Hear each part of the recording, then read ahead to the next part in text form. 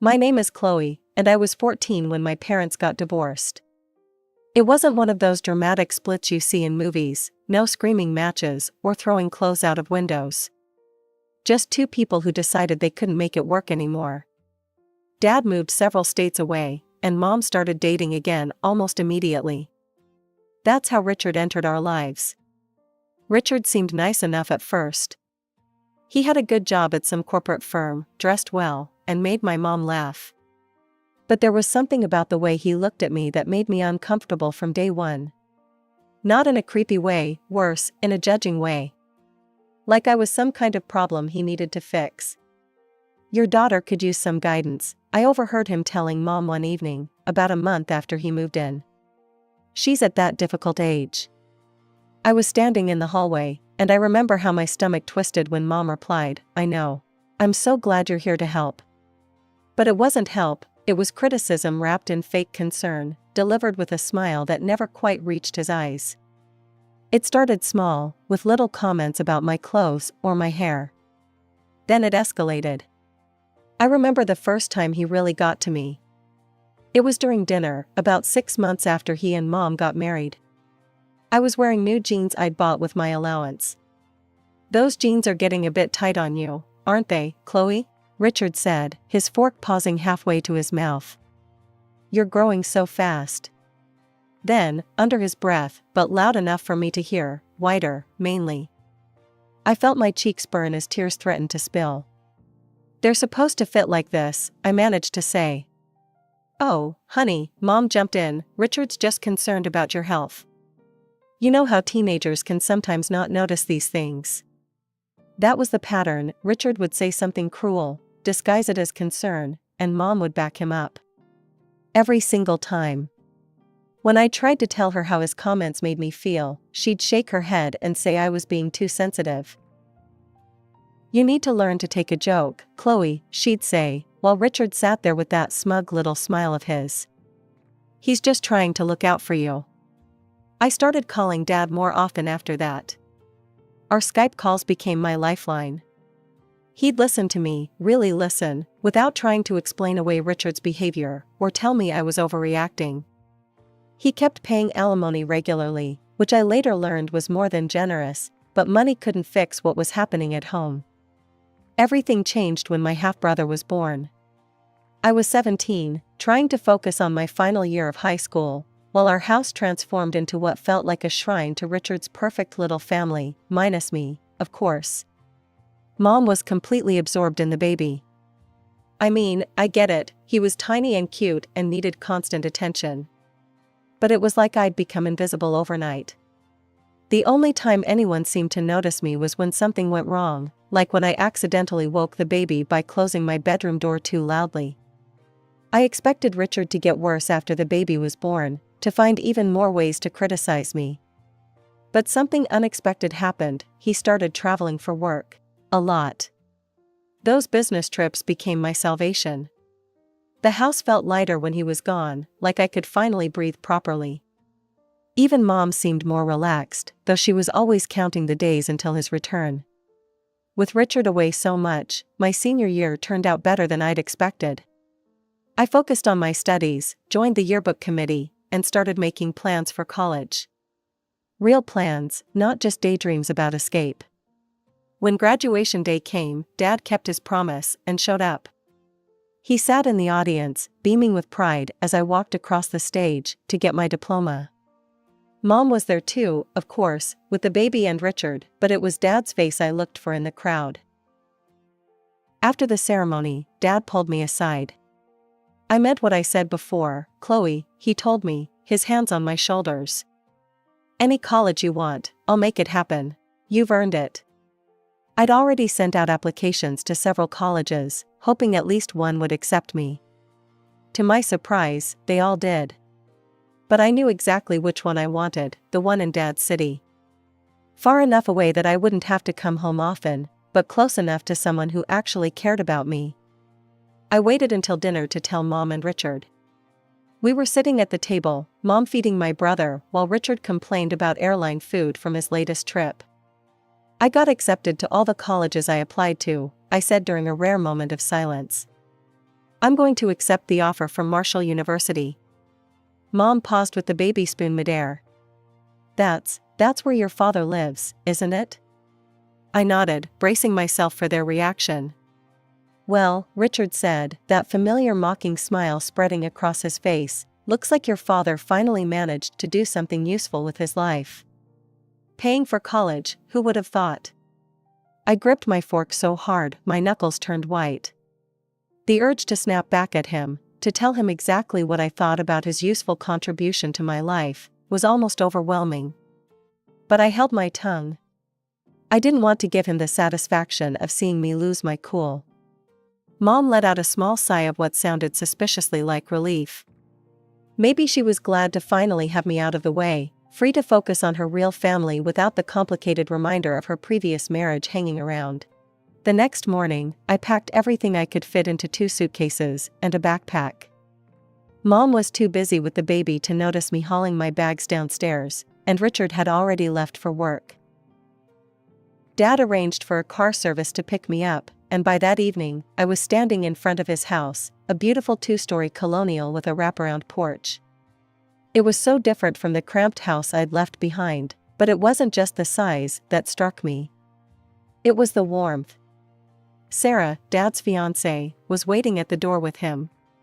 She wasn't what I'd expected. She was younger than Mom, with bright red hair and paint-stained jeans. She gave me a huge hug like we were old friends. "We've got your room all set up," she said, grabbing one of my bags. "I hope you don't mind, but I might have gone a bit overboard with the decorating."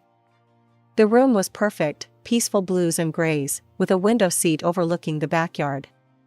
No baby crying, no Richard's critical comments, no walking on eggshells. Just peace. Mom called that night, after she'd found my note. "You could have said goodbye properly," she said, sounding hurt. "Your brother was looking for you all day." "He's 2, Mom. He'll forget I was ever there soon enough." I spent those first few weeks settling into my new life, getting to know Sarah better.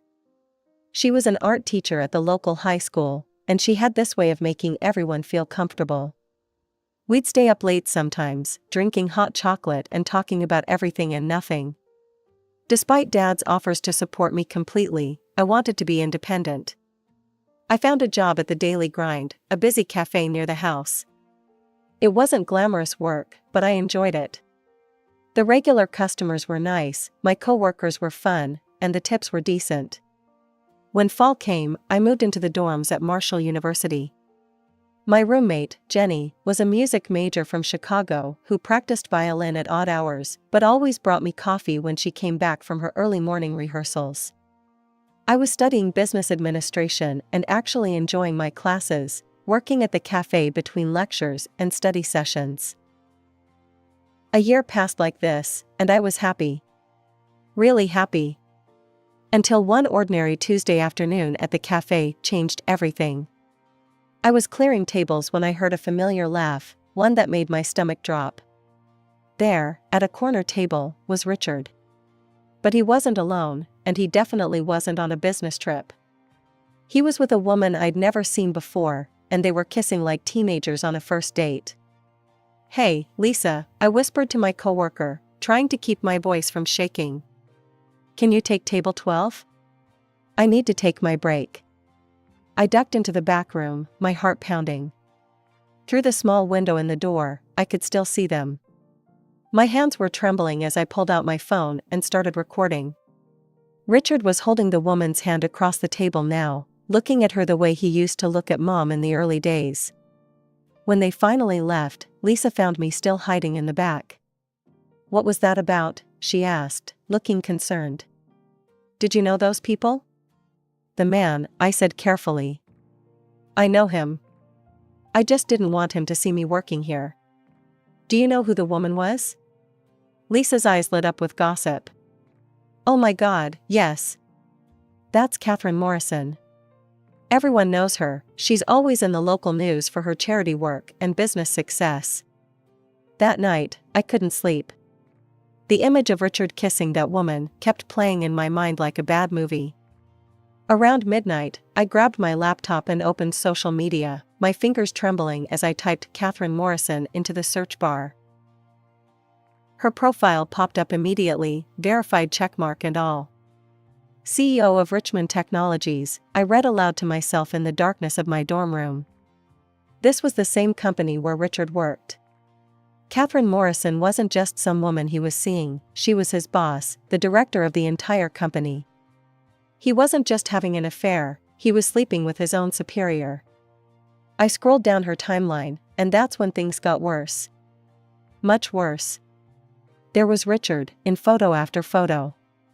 Him at company events, always standing close to Catherine while other employees maintained a respectful distance. Him at what looked like vacation spots. Him holding a little boy, maybe around 3 years old, both of them grinning at the camera. The caption under one particularly painful photo read, "My 2 favorite men in the world. Can't wait to make it official soon. Blessed, family, engagement." I kept scrolling, and the evidence kept mounting. There were photos going back years. All those business trips Richard took, all those times Mom was home alone with my brother. He'd been building a whole separate life, complete with another child. My hands were shaking so badly, I almost dropped my phone as I started saving the photos. One by one, I downloaded them all, including screenshots of the captions. There was Richard at what looked like the boy's birthday party, Richard and Catherine at Christmas dinner, Richard pushing the little boy on a swing. One photo in particular made me pause. It was from about 6 months ago, showing Richard, Catherine, and their son at some kind of carnival. The caption read, "Sometimes the perfect family comes when you least expect it." So thankful my Prince Charming was patient enough to wait for the right moment to start our family together. True love, destined, finally. Patient enough to wait? He hadn't been waiting, he'd been lying. Living 2 completely different lives, juggling 2 families like some sick circus act. And based on Catherine's posts, she had no idea she was the other woman. She truly believed she'd found her fairy tale ending with her handsome subordinate who'd stolen her heart. I sat back in my chair, my mind racing. The Richard in these photos was so different from the man I knew. Here, he was smiling, real smiles, not those smirks he always gave me. He looked happy. Genuinely happy, playing with his secret son, hugging his secret fiancée, living his secret life. "Oh Mom," I whispered to my empty room, "what has he done to us?" I checked the time, almost 3 a.m. I had an early class tomorrow, but sleep was the last thing on my mind. I needed to make sure I had every bit of evidence saved.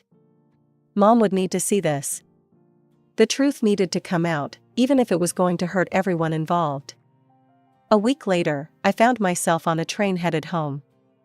The evidence was still burning a hole in my phone, and my stomach was in knots. I hadn't told Dad where I was going, he wouldn't have understood why I needed to do this. Mom looked genuinely surprised when she opened the door. "Chloe, we weren't expecting you." My little brother was toddling around her legs, and for a moment, it felt almost normal. Then Richard appeared behind them. Well, he said, that familiar mocking tone already creeping into his voice. "Don't tell me, you got kicked out of college for failing grades and need to come crawling back home?" Mom laughed like it was the funniest joke she'd ever heard. "Richard, stop it. I'm sure Chloe's doing fine at school, aren't you, honey?" I forced a smile. "I'm on the dean's list, actually." "Of course you are," Richard smirked, looking me up and down.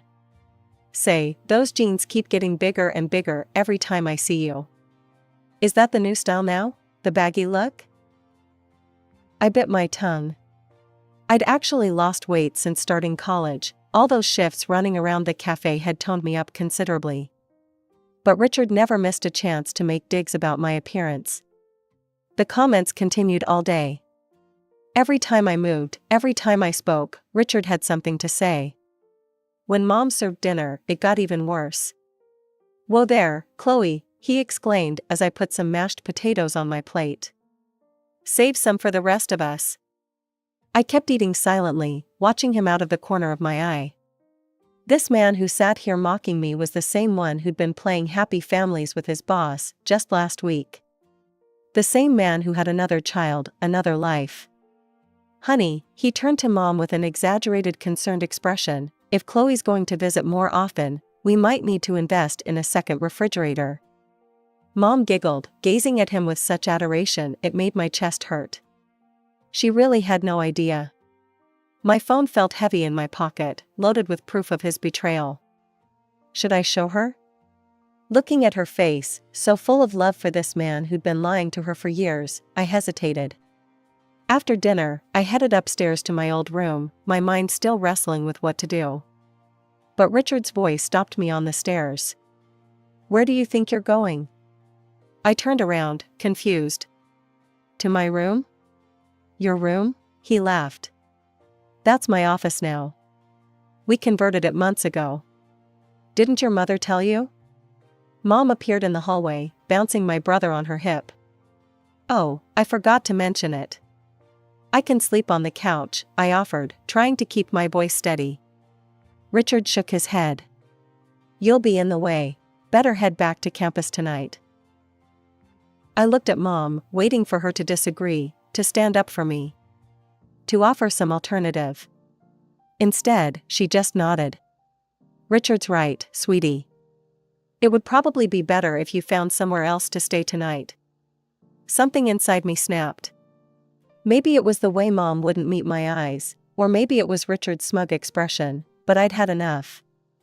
Why do you always do this? I turned to Mom, my voice shaking. Why do you always take his side? Can't you see how he treats me? How he's always treated me? Mom shifted my brother to her other hip, looking uncomfortable. Chloe, you're being dramatic. Richard just likes to joke around. You've always been too sensitive.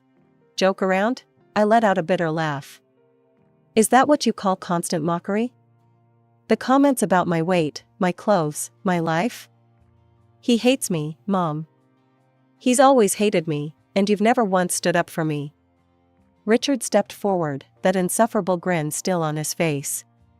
Now, Chloe. Let's not turn this into one of your teenage tantrums. Shut up. My hands were trembling as I pulled out my phone. You don't get to talk anymore. I pulled up the first photo and held it up to his face. The effect was immediate, all the color drained from his cheeks. What's that? Mom asked, peering at the screen. Richard, what's wrong? Would you like to explain to Mom what kind of business trips you've been taking? I swiped to the next photo, the one of him with his other son. Or maybe you'd like to tell her about your fiancé? You know, your boss at Richmond Technologies? The one you have a child with? Mom's mouth fell open.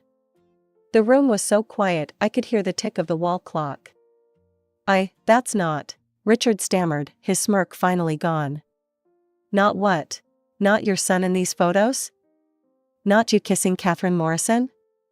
Not your engagement announcement from 2 weeks ago? I turned to Mom. He's been living a double life for years, Mom. All those business trips? He's been with his other family, his other son, planning his wedding to another woman who has no idea he's already married. You're lying. Mom's voice was barely a whisper. I wish I was. He's been cheating on you with his boss. They have a 3-year-old son together. She thinks he's single, that they're going to get married. Stop it. Mom's scream made my brother start crying. Stop these horrible lies. How dare you? How dare you make up such disgusting stories about Richard? Mom, I have proof. Look at the photos. Look at the dates. Look at. I don't want to look at anything. You've always hated Richard. You've always tried to come between us. You're just jealous, because he's a better father to your brother than your own father ever was to you. Her words hit me like a slap. I stood there, stunned, as she stormed to the front door, yanked it open, and threw my backpack onto the front lawn. Get out. She was crying now, her face red with anger. Get out of our house. I don't want to hear any more of your lies. I walked toward the door, my legs feeling like lead.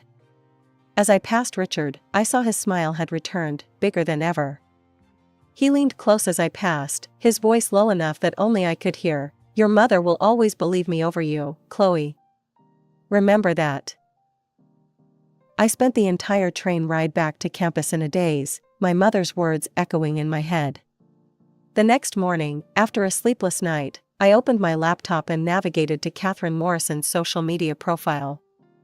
My cursor hovered over the message button for a long moment before I finally clicked. Ms. Morrison, I have some important information about your fiancé that you need to know. Would you be willing to meet in person? Her response came within an hour, regarding Richard. Of course. Is everything okay? We agreed to meet at the Daily Grind, her suggestion, ironically enough. She had no idea I worked there, that I'd first discovered her existence in that very cafe. I arrived early for my shift, changed into my uniform, and waited. At exactly 2 p.m., Catherine Morrison walked through the door. Catherine? I approached her table. I'm Chloe. Her smile was genuine, warm even. Please, sit down. You seemed concerned in your message. What's this about Richard? I took a deep breath. Before I show you something, I want you to know that I'm sorry. I really am. Her smile faltered. Sorry about what? I pulled out my phone and opened the photo gallery. This is my mother, I said, showing her a recent family photo. And this is her husband, Richard. My stepfather. Catherine stared at the photo, her perfectly manicured hand frozen halfway to her coffee cup. I don't understand. He's been married to my mom for years. They have a 2-year-old son together, my little brother. I swiped to another photo. This was taken at Christmas. No, she shook her head. No, that's impossible. Richard isn't married. He told me he's never been married. We're getting married in the spring. We have a son. I know about your son, I said gently. And I know Richard told you he was single. He's been living a double life, husband and father in one city, fiancé and father in another. She sat in silence for a long moment, her coffee growing cold. All this time, she finally whispered. All those business trips home to his sick mother. He was going home to his wife. His other child. She let out a bitter laugh. God, I'm such a fool. I promoted him 3 times. Made him regional director. I thought he loved me. I'm sorry, I said again, because what else could I say? Don't be. She straightened her spine, CEO mask sliding back into place. Thank you for telling me the truth. I can see now he was just using me, for my position, my influence. She stood up, gathering her things. If you'll excuse me, I have some calls to make. Thank you, Chloe, really. I watched her walk out of the cafe, her heels clicking against the floor, her head held high, despite everything. She was stronger than my mother, I thought. She could face the truth. A week after my meeting with Catherine, my phone rang. It was Mom, and before I could even say hello, she was screaming. Are you happy now? Her voice was so loud I had to hold the phone away from my ear. Are you finally satisfied? You've ruined everything. Mom, what? They fired him. That woman, his boss, she got him fired. They did an audit of all his work and found violations. They're fining him thousands of dollars. His career is over. She was sobbing now, her words coming between hiccuping breaths. No respectable company will ever hire him again. And it's all your fault. I sat down on my dorm room bed, my legs suddenly weak. Mom, he was cheating on you. He had another family, a child. He was going to marry her. You don't understand anything, she cut me off. He's the best thing that ever happened to me. The best father your brother could have. How dare you try to destroy that? He was using both of you. You and Catherine, he was just manipulating everyone for his own benefit. Can't you see that? Don't you dare talk about him like that. Her voice went ice cold. You have no right to judge the man I love more than anything in this world. Mom, please. I have no daughter. The words came out like bullets. As far as I'm concerned, you don't exist anymore. The line went dead. I sat there for a long time, staring at my phone, tears rolling down my cheeks. Jenny found me like that when she came back from class. Oh my God, Chloe, what happened? I told her everything. She held me while I cried, brought me tea, and helped me call Dad. He and Sarah drove up that night just to check on me. You did the right thing, Sarah kept saying, holding my hand. Sometimes the right thing hurts like hell, but that doesn't make it wrong. A year has passed since then. I'm still at Marshall University, keeping my grades up and working at the cafe. Dad and Sarah got married in a small ceremony by the lake. It was beautiful, and I was their maid of honor. Sarah's pregnant now. I'm going to have a little sister soon. I hear things about Mom and Richard through mutual friends back home. He never found another corporate job. Word got around about the audit findings. He started drinking heavily, picking fights in bars. Mom had to get a job at the local supermarket to support them. My little brother is in daycare now because they can't afford a nanny like they used to. Sometimes when I can't sleep, I wonder if I should feel guilty. Maybe if I'd kept quiet, everyone would be better off. Mom would still be happy in her ignorance. Richard would still have his job. My brother would have a more stable home. But then I remember Richard's smirk when Mom threw me out. His whispered words, "Your mother will always believe me over you." I remember all the years of his subtle cruelty, his manipulation, the way he twisted everything to make me feel small. No, I don't feel sorry for them. The truth is like that sometimes, it doesn't care about convenience or comfort. It just is. Richard built his life on lies, and when those lies finally crumbled, he had no one to blame but himself.